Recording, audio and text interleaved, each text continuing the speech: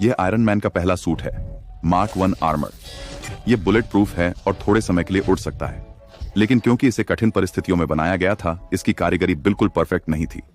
जैसे ही यह लैंड करता है, पूरा सूट टूटकर कबाड़ में बदल जाता है। बाद में आयरन मैन अपना दूसरा सूट बनाता है, मार्क 2।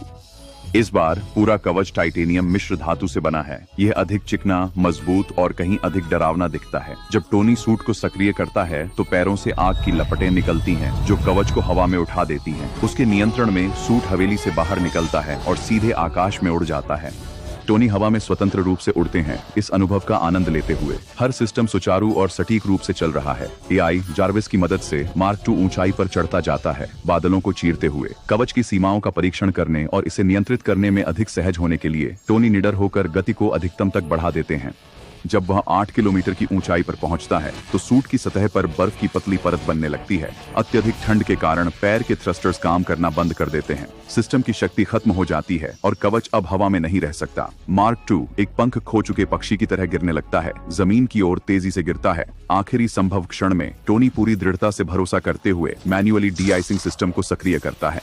सूट समय पर फिर से चालू हो जाता है और वह बाल बाल बच जाता है। टोनी के लिए यह उसके जीवन के सबसे रोमांचक और खुशहाल क्षणों में से एक है। कम तापमान में सूट के फेल होने की समस्या को ठीक करने के लिए टोनी जल्दी से मार्क 2 को वापस अपने बेस पर ले जाता है, लेकिन जैसे ही वह लैंड करता है उसे एक और गंभीर समस्या का पता चलता है। सूट बस बहुत भारी है। यह इमारत की 2 मंजिलों को सीधे तोड़ता हुआ नीचे गिरता है और नीचे खड़ी एक लग्जरी स्पोर्ट्स कार पूरी तरह से नष्ट हो जाती है। इसके बाद टोनी सूट को फिर से बनाता है, पहले की सभी बड़ी खामियों को बदलते हुए। क्योंकि दूसरी पीढ़ी का कवच बहुत भारी था, वह नए बाहरी खोल को बनाने के लिए एरोस्पेस ग्रेड टाइटेनियम मिश्र धातु का उपयोग करता है। यह कम तापमान की समस्या को हल करता है, वजन को काफी कम करता है और कवच को और भी मजबूत बनाता है। यह उन्नत संस्करण मार्क 3 बन जाता है। हालांकि टोनी जल्द ही कुछ और नोटिस करता है। टीवी पर उसकी कंपनी एक चैरिटी गाला आयोजित कर रही है और सीईओ के रूप में उसे पता भी नहीं था कि यह हो रहा है। इसलिए टोनी मार्क 3 को जार्विस को सौंप देता है ताकि वह इसे स्वचालित रूप से असेंबल कर सके, जबकि वह अपनी लग्जरी कार चलाकर कंपनी मुख्यालय जाता है। लेकिन जो उसके लिए इंतजार कर रहा है वह शेयरधारकों का एक संयुक्त निर्णय है कि उसे कंपनी से हटा दिया जाए, और इसके पीछे की सारी चालें चलने वाला व्यक्ति वही गंजा आदमी है जो उसके सामने खड़ा है।